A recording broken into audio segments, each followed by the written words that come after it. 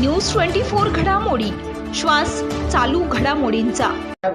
झालं सगळ्यांचं? एक मिनिट थांब. झालं ना? आपला आउट घेतलं सांगावं लागतं ना.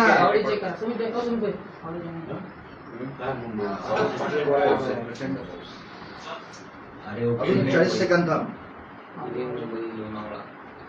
नाशिकला आला मारुती पाण्याखाली गेला. Hello hello hello hello video आला ना. Hello hello hello hello hello hello झालं 40 सेकंद. चला पुण्या उचलला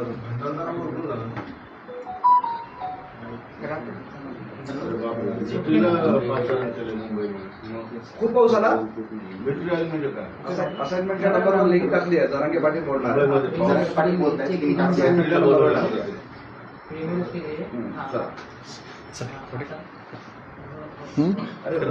वेळ लागतो. पाटील, तुम्ही ऍडमिट झालात. उपचाराचा दुसरा दिवस आहे. प्रकृती कशी आहे? एकंदरीत आतापर्यंत आलेल्या प्रतिक्रियांबद्दल काय भूमिका आहे? काहीच नाही, चालायला त्रास होतोय. तब्येत खराब आहे. ते काय नाकारून नाही चालणार. कारण डॉक्टरांनी काल सांगितलं, आधी नव्हतं मला माहिती की 57 शुगर झाली. अनेक बरेचसे. त्यामुळे त्रास आहे, 100% त्रास आहे. होईल कमी. समाजाची आशीर्वाद माग आहे, समाजाची शक्ती बळ माग आहे. व्यवस्थित होईल. आणि 27 तारखेला मी माझ्या मूळ गावी दर्शनासाठी जाणार आहे. मग पुन्हा वापस यायची वेळ आली तरी येईल. परंतु मी माथुरीला शिरोळ तालुक्यात गाव येतं, मूळगाव. तिथं राज्यात जिकडं आमचे गावकरी गेलेले आहेत पूर्वीचे, त्या दिवशी ते दर्शनाला येत असते. त्यामुळं मी त्या यात्रेच्या दर्शनाला गावातल्या 27 तारखेला जाणार आहे, परवा. सहकुटुंब? हो, जावंच लागतं. थोडं ती पूर्वीपासूनच परंपरा आहे. दुसरं, फडणवीस काल म्हणाले की जरंगेंना जेलमध्ये टाकण्याचा किंवा इतर काही कुठलाही आमचा डाव नाही. ही नोटीस जी आली ती रेग्युलर प्रोसेसचा भाग आहे, असं त्यांनी उत्तर दिलं. नाही, फडणवीस दादांना हे माहीत नाही, फडणवीस साहेबांना, की इथून मागं 13-14 वर्षात काहीच नाही झालं. मग अचानक कसं? आणि मीच का? किती गुन्हे आहेत असे राज्यात फसवणुकीचे? तर लाखात आहेत. मीच का फडणवीस साहेब? कारण दोनही खाते तुमच्याकडेच आहेत. मीच का? गोरगरिबांच्या लेकरांसाठी लढतोय म्हणून घेरलं.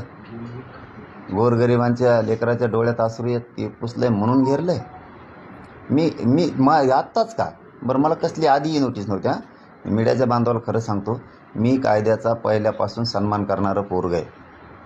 मी मुजोर नाही आहे. ते त्यावेळेस नसून नोटीस मान्य न्यायालयाने सांगितलं. मान्य न्यायालयाचा मी अवमान कधीच होऊन दिला नाही. नीट तिथं गुपचूप गेलो होतो आम्ही, पब्लिक जमन म्हणून पुण्यात. आम्ही जामीन घेऊन आलो. आता नोटीस नाही, काय नाही आणि डायरेक्टच. बरं, डायरेक्ट का लगेच वॉरंट काढलं? बरं, काढीनात का? ते आता हरकत नाही. माझा काही संबंध नाही ना, ते व्यवहाराशी काही संबंध नाही. का घडून आणतात मग हे? कशामुळं? मला बदनाम करायसाठी. आणि मी काय बदनाम होईन बरं त्याच्यात? छत्रपतींचा इतिहास दाखवला. शान आहे उलट माझी. त्याच्यात काय? शंभूराजांचे असेच हाल झाले पण त्यांनी धर्म सोडला नाही. मी त्या शंभूराजांचा महानाट्य दाखवलेलं, किंवा माझ्या 2-3 बांधव त्याच्यात होते. यांनी समेराम्याने झालेला विषय येतो. आणि त्यावेळेस काय पोरंच होतो सगळे, लय वय पण नव्हतं. याला दाखवलं. पण हे जाणून बुजून फडणवीस साहेबांना शोभत नाही. मी गोरगरिबांचं काम करतोय, मला करू दिलं पाहिजे. उघडं पाडायचं काम करू नये, अभियान राबवू नये, बदनाम करण्याचे. माझेच लोक फोडून त्यांनाच पत्रकार परिषदा घ्यायला लावून. हे बघा, तुम्ही जेवढं गोडी गुलाबीनं हाताळताना तेवढं तुमच्यासाठी चांगलं राहील. मी एवढंच सांगतो. मूळ प्रकरण काय होतं जे तुमच्यावर केस आहे? तुम्हाला वॉरंट येतं, तुम्ही नाटक दाखवलं होतं म्हणतात, तर त्याचे किती पैसे राहिले होते? मग तुम्ही शेत विकून त्यातले काही पैसे दिले. मग तुम्ही पैसे दिले तर केस कशी काय शिल्लक राहिली? काय भानगड? काय नाही, मी कालच सांगितलं ते. आता सविस्तर सगळं, त्यामुळं त्याच्यावर आता डबल बोलणं योग्य नाही. कालच सांगितलं मी की राजांचा इतिहास दाखवला, त्याच्यात तोटा आलेला तोटा ठिकाणी वाटून घेतला.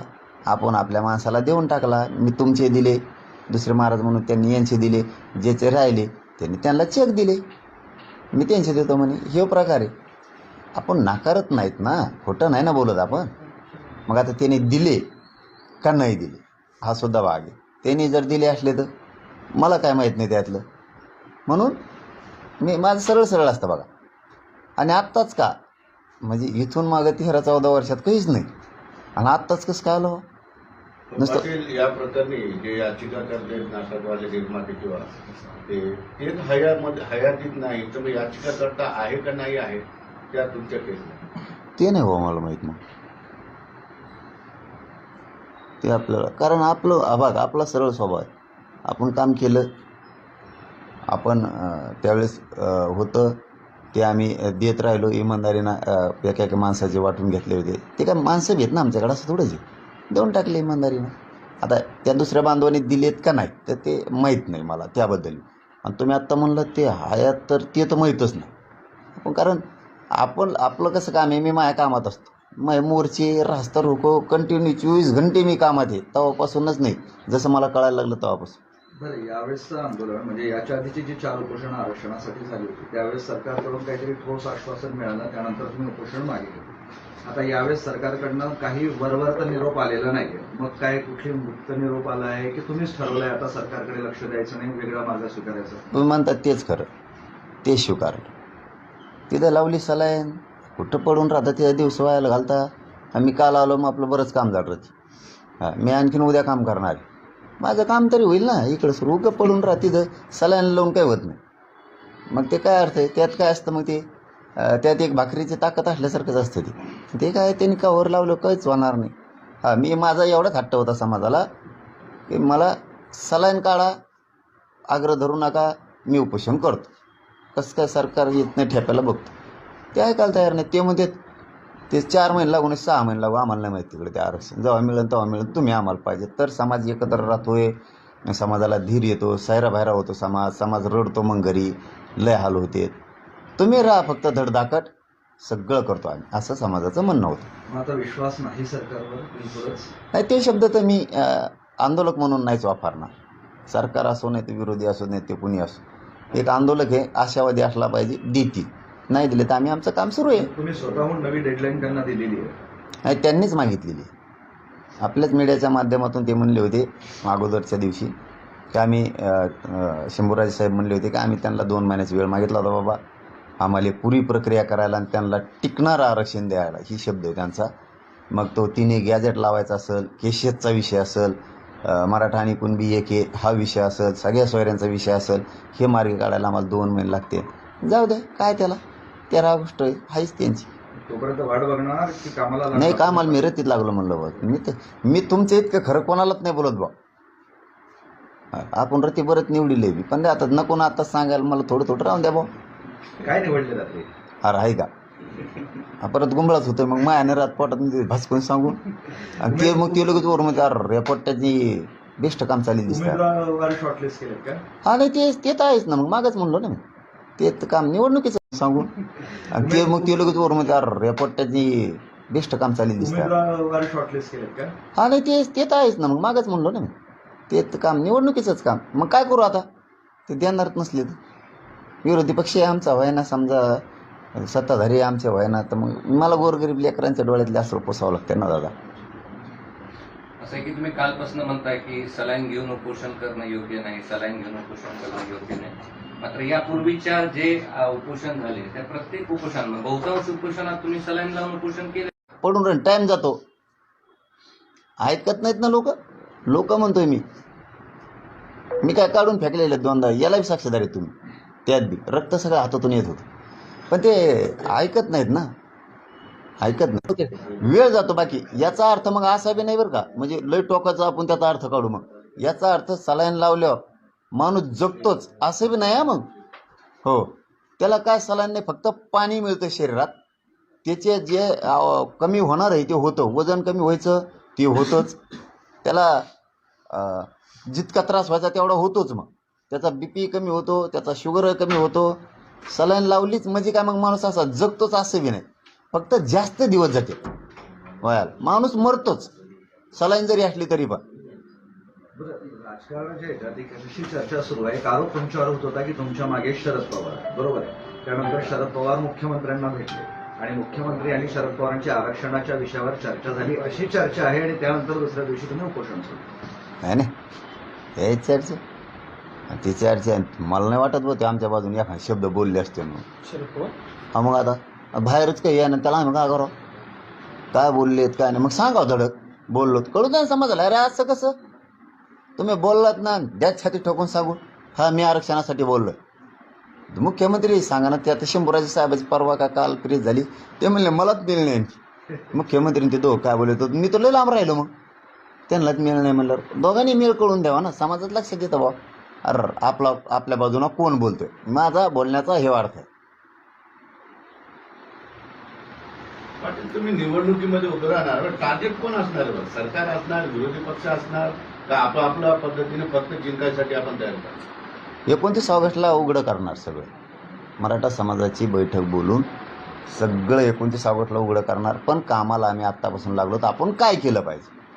आपल्या बाजूनं बोलणारा, आपल्या आरक्षणाच्या बाजूनं बोलणारा ते लोकसभेचं झालं गेलं. आम्ही बोललेला विषय मांडणार, लेखी देणार, मग तो कोणत्या पक्षाचा असला तरी त्यालाही मराठी निवडून आणणार. आणि आता ह्यावेळेस आम्ही नाव घेणार, मग तो कोणचे महायुती असो महाविकास आघाडी असो त्याला. आणि काय आमची बी तयारी करणार आहे, म्हणजे नुसतं अवलंबून नको.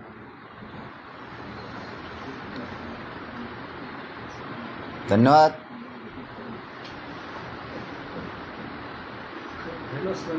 हा ते दरेकर आणि नितीश राणे नितीश राणे तुमच्यावर आरोप केले. काल म्हणजे ते ताकदीने उतरले आहेत तुमच्या विरोधात आता सगळे.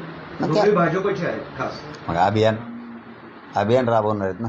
जाऊन ते दरेकर साहेबले साठ्या काय सोडील तुमकडील, मला टाईम नाही त्या साठ्या काय ऐका. ते काय मोकळे येतं ते मक्कार माणसासारखा खेळ आहे त्यांचा. ते जाऊन ते साठ्या काय सोडून ते पुढे ऐकून कटाळा आलाय मला. आम्हाला आता आम्ही असं ठरवलं आहे की आपलेसुद्धा गोरगरीब फडणवीस साहेबाच्या टेबलाच्या शेजारी बसले पाहिजेत. उत्तर द्यायला लांब होतो ते, तिकडं आम्ही इकडं जवळ पाहिजे असं पटांगणात तिथं. आणि त्यासाठी आम्हाला तिथं जायचं. ते इकडे टेबलपाशी, आपण इकडे टेबलपाशी, मजा येते त्याच्यात. त्यासाठी ती तयारी चालू आहे. आता लोक तिथं पाठवू, जवळच्या जवळ उत्तर देते बिचारे. ते तिकून आम्ही विकून ते तिकून. ते आता ते मीच माझ्या कामात लागलो, मी आता ध्येय ठेवलेलं, यांना उत्तरच नाही द्यायचे जवळ मला सहन होतो. आणि मग बघतो लईच ॲडव करायला लागलेत, मग बघतो. पण चला जाऊन दे, त्यांना सोडून देऊ. आणि राणे साहेबांवरती मी आणखीन उत्तर दिलेलं नाही. हां, हे मी पुन्हा एकदा नितीश साहेबाला सांगतो, निलेश साहेबाला, की त्यांना सांगावं. मी आणखीनही त्यांच्यावरती शब्द बोलले नाही, त्यांनी त्यांच्या अंगावर ओढून घेऊ नये. हां, मी बोलत असतो परत मग. कारण काय असतं, काही मित्रत्व किंवा काही जात याच्या पलीकडं समाजाचे लेकरं आहेत. त्यामुळं त्यांनी मी मागे सांगितलं होतं की मला मग ऐकायचं वर ऐकत असतो मी नसतो ऐकत. मग मग एकदा पट्टा तुटला ना, मग ते गिरणीचा पट्टा तुटल्यावर खेळ असतो आपला. म्हणजे राणे कुटुंबाशी तुमचं फार मित्रत्व होतं, तरी ते कसे काय तुम्हाला? तेच म्हणणं आहे की समाज आणि समाजाच्या पलीकडे एक दिवस ते कसं असो आरक्षण देऊ लागले होते. आम्हाला जाण ठेवणारे ते निलेश साहेबांनी त्यांना एकदा समजून सांगितलं तर बरं होईल. नसतं मग मला नाविलाज असतो बोलावं लागेल असं आहे. आणि यांना बाकी चला तर काहीच नाही. यांना जे अभियान करायचं आहे ना त्यांना करू द्या. आणि मराठा समाजाच्या लक्षात आले, फडणवीस साहेबांनी अभियान राबायला सांगितलं आहे 2-4 जणांना, हे जितकं करतील तितका पेटून समाज उठणार आहे, तितक्या टाकतील. बघा तुम्ही, हे जितके छगन भुजबळला बळ देणार आहे तितके मराठी इकडं पेटून उठणार आहे. कारण इथं प्रश्न माझ्या गोरगरीब मराठ्यांच्या लेकराचा आहे. इथं माझ्या जातीचा आहे, माझ्या जातीच्या पोरांचा आहे. पोरांच्या मरणाचे हाल सुरू आहेत, पोरं रडतीयेत, इतके हाल आणि वेदना आम्हाला आहेत. तुम्हाला काय असून तुम्ही ओरडायला लागलात. आणि आम्हीच मराठ्यांनी हे भाजपचे सगळे आमदार तिथं बसवलेले, आम्हीच मराठ्यांनी.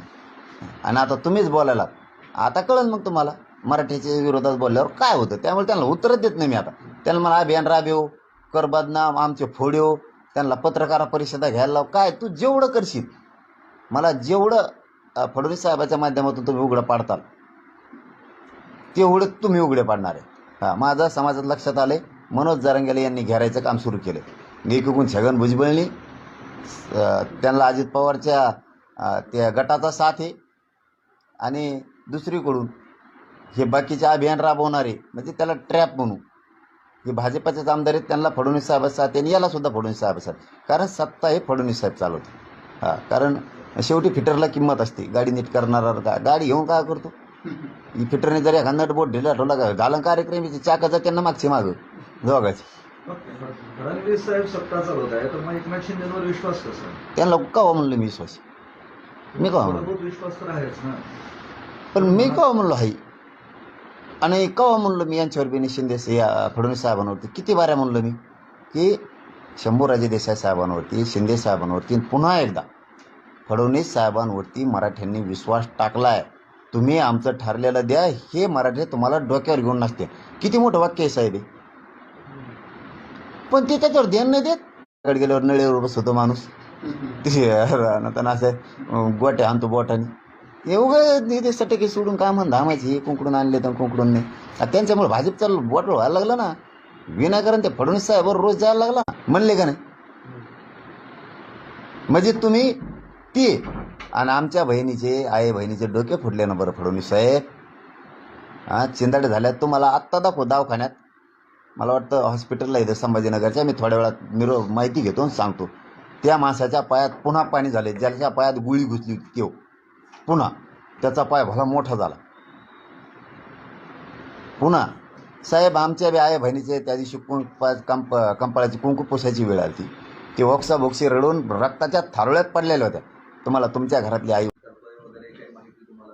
नाही नाही काहीच नाही. शून्य. शून्याचा अर्धा शून्याच्या खाली. त्यांच्या विरोधात बोलायला त्यांनी वेगवेगळे प्रवक्ते वेगवेगळ्या टायमिंगला नेमलेले. ठीक आहे. कळलं मला, असं होतं, चांगलं झालं. बारसकर जे आहेत काल परत तुमच्यावरती आरोप करत होते. जाऊ दे, मी म्हणलं ना ओबीसी नेते आणि बाकीचे मी विरोधक मानलेले नाहीत. मी पहिल्यापासून म्हणतो करते करविते कोण आहेत आम्हाला माहिती आहे. कोण शिंदे साहेबाचा कोणचा प्रवक्ता ते घडून आणतोय हे आम्हाला माहिती आहे. कोण मंत्री आहे, पालकमंत्री आहे हेही माहिती आहे. त्याच्यात पवार साहेबाचा बी कोणाच्या हाती आहेत हे घडून आणते, हे माझे लोक फोडायचे, त्यांना प्रेस घ्यायला लावायच्या पुण्यात मुंबईत, काहीतरी आमचे पोरं फोडायचे. मी एकूण बोलतोय सगळं. नगरचा कोण मंत्री आहे सगळं माहिती आहे मला. फक्त जवळ सण होतं तोवर होणार नावं काढणार बाहेर. पण शेवटचं खरं सांगतो, मी यांना कोणालाच विरोधक मानले नाही. नसता मला सांगा मी विरोधक मानला किती तुटून पडत असतो काय भ्यासामध्ये का, मी काय मिंदा भिंदा आहे काय. विरोधक मानलेलं नाही, करते करवी ते वेगळे आणि उगाच दुसऱ्याला झोडपून पाय झोडपून काय म्हणतात ना बोलायचं, तोंडाची वाप जिरायची. काय अर्थ आहे त्याला. यांना बोलून तोंडाची वाप जिरून उपयोग नाही. फक्त समोरच्यानी हे समजून घेणं गरजेचं आहे. म्हणजे ओबीसीच्या सुद्धा छगन भुजबळ सोडता बाकीच्यांनी आम्ही तुम्हाला बोलत नाही याचा अर्थ आम्ही तुमचा सन्मान करतोय. आणि धनगर बांधवांनाही सांगत नाही माझं, 12 बोलूदारांनाही सांगणं की बाबा आम्ही जर तुम्हाला बोलत नसले तर याचे गैरअर्थ काढू नका.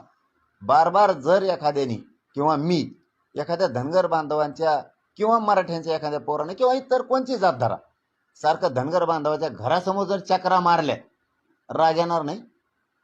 तुमच्या दारात जर आम्ही सारख्या चक्रा मारल्या तुम्हाला कोणाला राग नाही. कायला चक्रा मारतो रे, हे जाणून बुजून चाललेलं हे थांबवा. एवढंच माझं फडणवीस साहेबाला आणि त्याला सांगून उपयोगच नाही त्या गेंड्याला ह्या यावल्याच्या. बरं, कोण निवडून आणायचं आणि कोण पाडायचं याचा तुम्ही ठेका घेतलेला आहे का? हिंमत असेल तर राजकारणात असं ओपन चॅलेंज प्रसाद लाडे मी म्हणलं ना त्याला काहीच कळत नाही. ते कसं आहे ते बघ, मी म्हणलं तुम्हाला, मी आता सध्या मला ऐकून द्या 7-8 दिवस बरंच शाश्वत मी त्यांचं. आता ते आता यांनी सांगितलं फडणवीस साहेबांनी म्हणलं, फडणवीस साहेबासमोर ते बोलतात म्हणजे त्याचा अर्थ काय होतो, फडणवीस साहेब त्यांना गप नाही करत, त्यांनी त्याला बळ दिलेलं.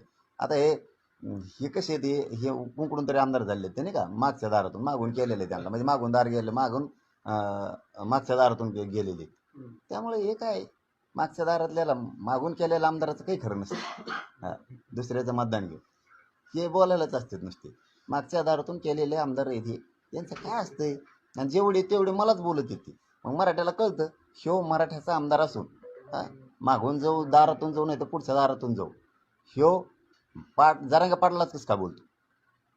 कोणचा आमदार बोलू द्या, ओबीसीचा कोणचा नेता बोलून द्या, मराठ्यात बरोबर बातमी गेली हे जाणून बुजून जरांगे पाटलाच मागं लागले. आणि जरांगे पाटील आपल्या लेकरासाठी करतो. त्याच्यामुळे मराठी खवळून उठले. बघा आता तुम्ही 7 ऑगस्ट ते 13 ऑगस्ट मुसळधार पाऊस असू द्या, मुसळधार मराठे माता मावल्यासह तुम्हाला रस्त्यावर दिसतील ताकत्यानं. ते बी कट्टर मराठी असे ताकदीनं पेटून उठले जातात. जातवान मराठी ती असे ताकदीनं पेटून उठलेत ना ह्यावेळेस. तुम्ही बघा आता हे जितकं करतील ना तितकं उसळत आहे वातावरण. जितकं करतील तेवढ्या ताकदीनं मराठी उसळले. 7 ऑगस्टचे 13 ऑगस्ट तुम्ही नुसतं बघा आता. सोलापूर, सांगली, सातारा, कोल्हापूर, पुणे, नगर आणि नाशिक तुम्ही बघा असा दणका. तुम्हाला ती पत्रकार बांधवांना त्याच्यातूनच कळून येतं की सरकार रोष अंगावर ओढून घ्यायला लागले, मराठ्यांची नाराजी ओढून घ्यायला लागले आणि फडणवीस साहेब यांना ब्रेक लाविनात. हा ते बी हुशारी माणूस, मला चांगला माहिती आहे. ते बघन तर वर बघन आणि ते ढोंगाडोरला आणि चावीच काढून घेईन कुलपाची त्यांची खिंडी तिकडं. अहो बघा तुम्ही मनोज जरांगे बोललेलं जर नाही खोटं झालं तिथून पुढं हा खरंच म्हणा. ते बघन तर वर बघन. ते म्हणून जर भाजप दिदार व्हायला लागलाय, महादिदार व्हायला लागला, तुम्हाला गप बसा म्हणतो. एका दिवशी ते गप बसा बी म्हणत असते बरं का. पण यांची लय मोठी वाटतं शेपटाची, दमच खात नाही. या दिवशी ते म्हणते चल निकाल बाग पिशी फिशी भरके जा बाजारला निक. पाटील सत्ताधारी तर पक्ष म्हणजे आरक्षणाविषयी तर बोलत असतात, विरोधी पक्ष नेते का बोलत नाहीत असं का वाटतं? मतदान खावं वाटतं गोड, गोड लागतं गोड. काल्याच्या कीर्तनात येऊन फुकट प्रसाद खाल्ल्यासारखा खेळ आहे. गोड लागतं खायला. दोन्ही तसले जरा हे गप्पा ठोकी देऊ. आम्हाला त्यांच्या शेजारच्या ते बोलायला जवळ सोपं जातं. ती पहिली कोण टेबलवर आम्ही बघतो ना त्यांची पहिलीची शाळा भरली जसं काय. एवढं मोठं सभागृह सर्वोच्च त्यात जसं काय हे भरलं. कुणी उठवतो कोणकडे जातो, कुणी येतं बाहेर येतो, त्याच्या मनाने येतं बसतो. जेव्हा बोंबला तेव्हा बोंबलतो, कातो कातो आरडतं, परत जातं पुस्तकाची ठेवून. ती पहिली शाळा असल्यासारखी. मला लोक नाही पण आम्हाला जाऊन जरा त्या टॅबला गोरगरीबाला मुस्लिम मग पाठवायला लागलो ना. तुम्ही स्वतः नाही नाही त्यात पहिल्यापासून त्याला आवड लागते. आणि असा माणूस कधीच काय म्हणते ना त्याला स्वार्थी असू नये. समाजाच्या लाटेवर स्वार होऊन स्वतःच्या घराची तुंबडी भरायची, स्वतःचं कुटुंब फक्त मोठं करायचं, समाज वाऱ्यावर सोडायचं आणि वाटोळं करायचं समाजाचं. त्या अवलादीत मी बसत नाही. गोरगरिबाला पाठवतो. मराठा, मुस्लिम, धनगर बघा कवाच कोणी पाठवले नसते. ह्या जाती मी याबारी पाठवतो. लिंगायत बरेच आता तुम्ही नुसतं लफडं बघायचं. बंजारा बांधवाचा वेगळा प्रवर्ग करायचा आहे. ते लिंगायत येत, रजपूत येत, कैकाडी येत. मी बरोबर आता काय असा लावतो ना मग बघा कशी मजा येते. जेवढ्या पोटतिडकीने प्रकर्षाने तुम्ही हा मराठा आरक्षणाचा प्रश्न मांडू शकता तेवढे ते मांडू शकतात का? कम नाही मांडायचे ते माघारीची येईन का इकडं. आम्ही निवडून दिले तर तिथंच बस म्हणायचं मांडी घालून उठणूक चाल. गोरगरिबाचे प्रश्न सोड. गोरगरिबाला तेच सांगितलं मी, तुम्हाला दगड बी दिला तर निवडून द्या. पुढं कसे काम करीत नाही त्या 5 वर्षची जबाबदारी माहिती. तुम्ही म्हणूच नका त्याचं मग पटत नसलं पटत तरी मतदान करा. उमेदवार तुम्ही देणारे सुशिक्षित असणारे त्या शेतामध्ये काम करणारे शेतातला सुद्धा सुशिक्षित पेक्षा भारी आहे. याचा अर्थ सुशिक्षित द्यायचा नाही असं नाही. जाऊ द्या ना, वारकरी जाऊ द्या, एक दलितांचा जाऊ द्या, एक मुस्लिमांचा जाऊ द्या, त्यांचा एखादा वारकरी जाऊ द्या मुस्लिमांचा. असे जाऊ द्या ना चांगले. उद्योगी जाऊ द्या, डॉक्टर लॉबीचे जाऊ द्या, उद्योग लॉबीचे जाऊ द्या, शेतकऱ्यांचे जाऊ द्या, ज्याला पोट तिडके धनगर बांधवाचे आरक्षण मानणारे ते जाऊ द्या, लिंगायत समाजाचे जाऊ द्या, धर्मगुरू जाऊ द्या. जाऊ द्या ना. कैकाडी समाजाचे त्यांची आस्था असणारे जाऊ द्या, रजपूत समाजाचा आरक्षणाचा प्रश्न आहे त्यांना जाऊ द्या. जाऊ द्या. पोट तिडके असणारे सगळ्या क्षेत्रातले जाऊ द्या ना. शिक्षकाचा एखादा जाऊ द्या, डॉक्टरांचा एखादा जाऊ द्या, वकिलांचा एखादा जाऊ द्या. त्यांना ते त्या आरक्षणाचे जाते हे असे निवार खमके पाठी तुम्ही मजा बघा 29 ऑगस्टला. चलो बॉस, धन्यवाद. तुम्ही सांगितलं की आता आरक्षण तर ओबीसीला घेणार, मात्र या ओबीसी आरक्षण बसवण्यासाठी प्रकाश आंबेडकरांनी आरक्षण यात्रा काढली. चांगली गोष्ट आहे ना. आता अधिकार समाज असन, दलित समाज असन, मुस्लिम समाज असन, बाराबोलीचा समाज मानतो, बंजारा समाजाचा वेगळा प्रवर्ग करायचा आहे आणि ह्या कैकाडी समाजाचा आहे, रजपूत समाजाचा आहे, यांच्यावर अन्याय होतो. काही आदिवासींना सुद्धा अर्ध्या आदिवासींना आरक्षण आहे, अर्ध्या नाही. मग ह्या वंचित गरजवंताच्या बाजूने उभा राहणं अपेक्षित आहे. पण शेवटी निर्णय त्यांचा. चला, धन्यवाद. प्रकाश आंबेडकर यांनी छगन भुजबळ यांना आमंत्रण पाठवलेलं आहे आरक्षण बदल. ते काय मला माहिती. चल, धन्यवाद. महत्वाचा म्हणजे प्रकाश आंबेडकरांनी यात्रा काढली, त्याच्यात वेगवेगळ्या ओबीसी नेत्यांना निमंत्रित केलंय. मात्र तुमच्याशी त्यांचा संपर्क होता किंवा इतरांशी, त्यांना त्यांनी काही आमंत्रित केलेलं नाही. त्याचा अधिकार असतो. काय बोलवायचं नाही बोलवायचं, आपण आपलं काम करत राहायचं.